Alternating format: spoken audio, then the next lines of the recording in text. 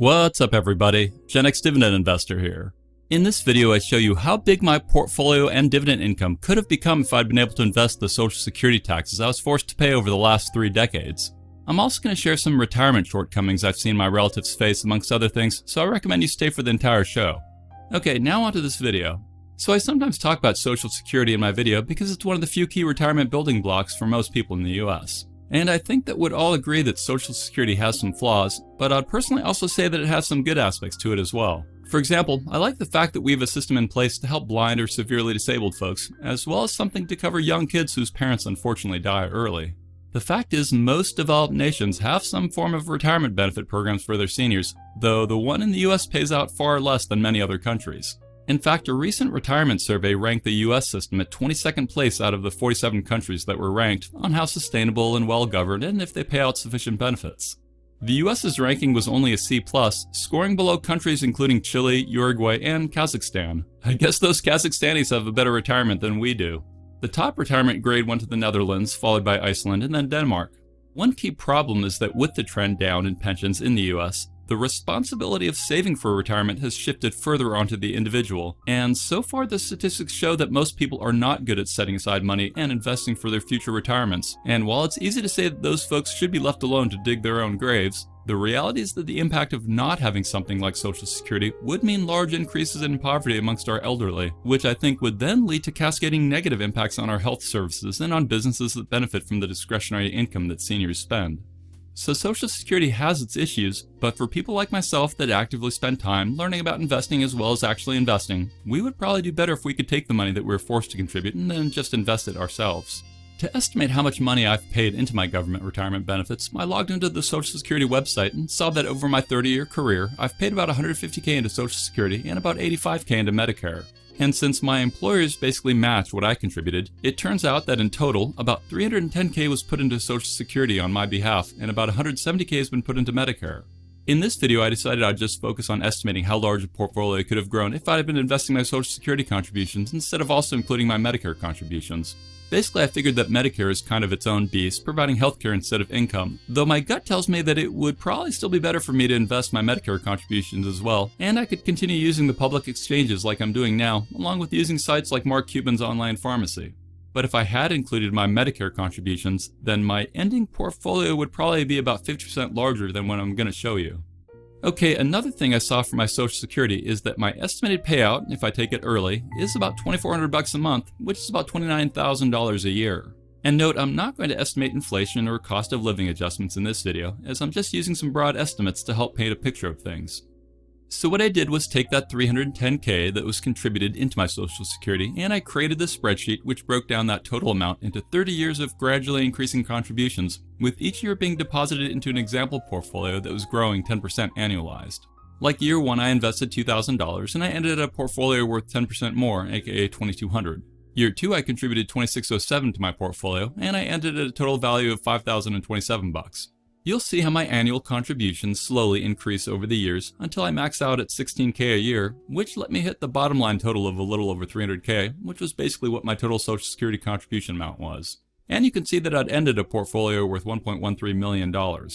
The chart on the right side of this screenshot was something I found on investor.gov, which shows you how much you'd need to invest per month to hit $1 million over different time frames, assuming normal return rates, to help you understand what building $1 million portfolio was like. So if you had 20 years and you invested $1,900 a month, then you'd hit that $1 million portfolio value. Or if you invested 30 years and you invested $750 a month, then you'd also end around $1 million. If you divide my yearly contribution rows by 12, you can get the monthly equivalent. Like my year 1 $2,000 contribution would be like $166 a month, all the way down to the final $16,000 contribution years, which would be $1,333 a month. Of course, investing and compounding something monthly grows faster than compounding it annually, but again, this is just an estimate. Now, my current dividend portfolio is worth around $2.95 million, and it generates around $126,000 a year in dividends, which is about $10,500 a month, and it's at a current average weighted dividend yield of 4.26%. So if I had an extra $1.13 million in my portfolio, then that would be about another $48,000 a year in dividends, taking me from $126K a year up to $174K a year in divvies. Or to say that differently, I'm currently slated to get $2,400 a month in Social Security, or I could get $4K a month if I had invested it. Social Security is more guaranteed, but I'd personally opt for $4K a month of higher risk income, along with its other pros and cons, focusing just on the financial aspects, and not the fact that I feel Social Security does some good for folks. And then to add insult to injury, I doubt I'll actually even get $2,400 a month. I mean, the Social Security Board of Trustees projects program costs to rise by 2035 so that taxes will only be enough to pay for about 75% of scheduled benefits. That means I'll probably only get about $1,800 a month. Ouch. And it's actually even worse than that. What I mean is that my portfolio's average weighted dividend CAGR is 5.85%. So I'd guess that my dividend income 12 months from now will be around 5% higher than the $126K it's at today. But Social Security's average 20-year cost of living increase has only been 2.6%. Yes, it grows higher when interest rates are high, but the average has been quite weak. So if those averages hold, then my dividend income should grow about twice as fast. But again, dividend income is less guaranteed, and it requires more knowledge to manage it if you want to stay on top of it, or you can completely let it loose and then deal with any potential issues that grow over time. Another aspect where dividends are often better is taxes. I mean, Social Security retirement benefits are subject to federal taxation for most people, though a portion of the benefits are exempt from taxes.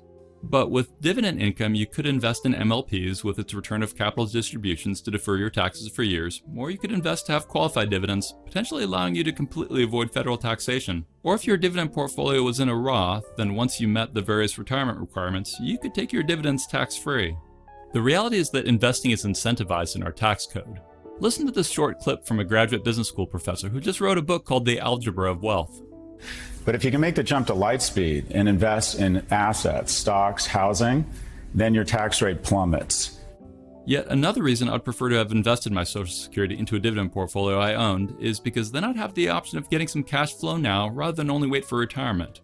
Of course, not taking cash out means you can invest more for a larger retirement in the future, but I just mean having the option to get the cash sooner can be nice. Then again, for people who aren't good at managing their investments and money, then it wouldn't be prudent if they had easier access to liquidate their retirement. Another big benefit of being able to invest your Social Security is that eventually you can leave your portfolio to your kids or to charity or whatever. But when I croak, my wife can get my Social Security benefits, as my payout will be bigger than hers, but our kids will never get our benefits unless we both die, and they're under 18. Thus, no generational wealth creation will come from Social Security. And these days, the younger generations need any help they can get. Like, listen to this clip about how for the first time, younger adults aren't seemingly doing better than their parents did. You say in the book, which is true and alarming, but let's say a 30-year-old American in America right now is doing no better than his or her parents. Then that's a new thing in American history that you would think over time, we want to do better than the next generation, than the last generation. It's not happening anymore. The stock market is screamed up. The average 70-year-old is 72% wealthier than they were 40 years ago. The average person under the age of 40 is 24% less wealthy. Housing prices have gone from $290 to $420 in the last 4 years.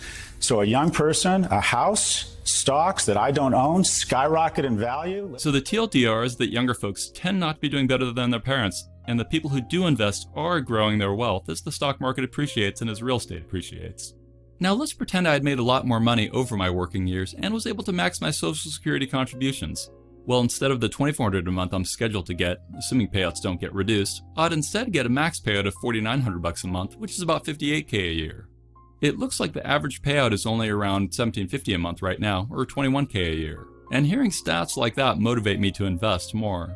But the unfortunate reality is that many people aren't as prepared as I'm trying to get. I have many relatives who are in weak financial situations. Like, I have one relative who has worked for over 4 decades and yet is currently applying to get low-income housing. She's made many bad decisions over her life, from constant smoking to never investing to always spending every single dime she made. I have another relative who's on food stamps right now. She originally was married to a guy who made good money in real estate, but then they got divorced after 3 decades, and she ended up with 2 houses paid free and clear, along with thousands of dollars a month for multiple years, along with multiple large sum payouts from their collective assets. After she got divorced, I tried to counsel her to be more careful with her spending and to prepare for the future, but she put her head in the sand and asked what the point of money was if you couldn't spend it. I explained that I saw a fiscal cliff coming in her future that she could avoid if she changed a few things, but she didn't listen. Fast forward to today, and now she's totally broke, living in her only asset, which is a paid-off house, and her only income comes from a few $100 of SSI each month, along with money that some of his relatives give her. I thought her SSI would be more, but apparently her ex had somehow avoided paying into Social Security in his private businesses. And those stories about some of my relatives struggling are unfortunately common. I read that nearly half of older couples in the US haven't figured out how they'll recreate their paychecks in retirement, and more than a quarter of retired people say they're spending more than they expected. I push investing so much is because of my experiences and because of articles like this one about a lady who is now homeless. Apparently her husband's death left her without steady income. She lived in a car and then in a tent inside of the elementary school where her son was once a student. A very sad story. Or this article about how homelessness in the United States has grown 12% at the highest reported level as rents soar and as pandemic aid lapses. It said that 4 in 10 people experiencing homelessness sleep outside, and more than 650,000 people are estimated to be homeless in the US. And unfortunately, retirees are often amongst the more disproportionately affected groups that end up homeless. Those realities all act as fuel for me to keep investing. Plus, I got fired from a job once when my company got bought out by a bigger company, and I ended up getting let go. It was a really challenging time to find a job, and I got pretty down in the dumps worrying about what would happen if I couldn't find work. But what did help me was the fact that I had my portfolio, which I could break in case of emergency, even though I didn't want to do that. Life is tough. You'll experience periods where things look grim, and you never know what the future can bring. But good or bad, what I do believe is that our odds for success increase the more we invest intelligently. And kudos to you for intelligently spending your time learning more about finances and investing, something that many people don't do, especially younger people, like this clip calls out. Why is it that so many of these young people that you're talking about seem to head into life after going to 4-year schools or 2-year schools or whatever, head into life with a lack of financial literacy? They don't know anything about money or the growth of money. All they know is the absence of money. I think we need to have, in our curriculums in high school, a class on adulting. My kid, I see it in my house, my kid can do integers and basic calculus, but he doesn't understand the interest on his credit card. So there's just some basic kind of financial literacy that we're not teaching. But I think effectively we just don't have basic skills for young people. We're teaching them advanced things, but we're not teaching them the basics around what a mortgage is, what interest rates mean. So I think we could use just a basic class on adulting, junior or senior year. And if you don't learn about financial stuff, then your future will probably be tough. I read that over 30 million boomers are entering retirement financially unprepared, which can lead to the economy taking a hit, with industries like manufacturing and education needing to replace those older workers. Many of those new retirees are facing what's called a boomer retirement bomb, and they'll be needing every dime they can get from Social Security, which is already struggling. Those retirees will likely be disproportionately leaning on Social Security to stay afloat. America has never seen so many people reaching retirement age over a short period, and well over half of them will find it challenging to meet their needs through their retirements, let alone maintain their current standard of living. Unfortunately, those newer retirees lack the strong pensions that older boomers have, and already many retirement-age Americans are living on very low incomes. A little over half of Americans over 65 live on incomes of $30,000 a year or less, with the largest share living on $10,000 to $19,000 a year. And then beyond low income, we also see increasing debt that people have. For example, there's a recent episode of Dave Ramsey where a guy named Kenneth talked about his job as a sterilization technician in Houston, where he earns $18 an hour and works 35 to 40-hour weeks, which puts him on track to earn $32,000 in total income this year. However, a significant portion of his biweekly income goes towards debt payments. Kenneth owes $14,000 in credit card debt and $16,000 on his car. He pays $529 a month on his credit card and $346 a month for his car, which means nearly half his paycheck goes to debt payments, leaving little money left to pay rent or save to buy a home, let alone invest. And his situation is increasingly common. Consumer debt has been steadily rising in recent years, with American households collectively owning $1.13 trillion in credit card debt and $1.6 trillion in auto loans at the end of 2023, according to the Federal Reserve. That's why I beat the drum on living frugally, because the best time to cut back is when you don't need to, rather than scrambling to save when things are already tight. Learn from the tough times of others around you, and if you're in a tight spot right now, then don't give up. You never know what tomorrow may bring. Seriously, things might be super hard for you right now, but if you don't give up, then I'm sure you'll figure a way to navigate through the tough times. And like I said in my last video, maybe you'll someday be able to retire on less money than you think if you're willing to move away from your home country. Like I read that the number of Americans collecting their Social Security benefits from overseas grew from 413,000 in 2019 to 760,000 in 2022, so lots more people are moving outside the States. And one big thing I want you to reflect on as I close this out is that whatever your personal situation is right now, I can promise you there are people out there that would do anything to change places with you. I heard this saying that goes, the difficult job you complain about is the dream of someone who's unemployed. The mischievous child that tests your patience is the dream of those wanting kids. The small place you're living in that you think is too cramped is the dream of someone who's homeless. The modest savings you worry over is the dream of someone who's drowning in debt. The health issues you consider burdensome are the dream of someone who's fighting a terminal illness. Going to sleep at night not worrying if you'll make it to the morning are dreams for those living in war-torn regions. The point is that you must cherish everything you have, as you probably have a lot more than you acknowledge. And with that, I'd like to close things out and recommend you consider using my FASTgraphs affiliate link along with my coupon code in the description of this video, as using both will allow new users to get 25% off their first payment, even if they sign up for a full year. Plus, check out my Seeking Alpha affiliate link, as new users often get distinct benefits based on when they click my link.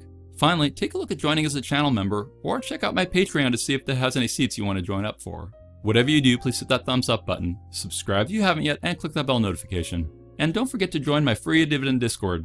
Thanks for watching, stay positive, and I'll talk to you again real soon. Remember, I'm not a financial advisor, and my videos are for entertainment and inspirational purposes only. Investing of any kind involves risk. I'm only sharing my opinions with no guarantee of gains or losses on investments.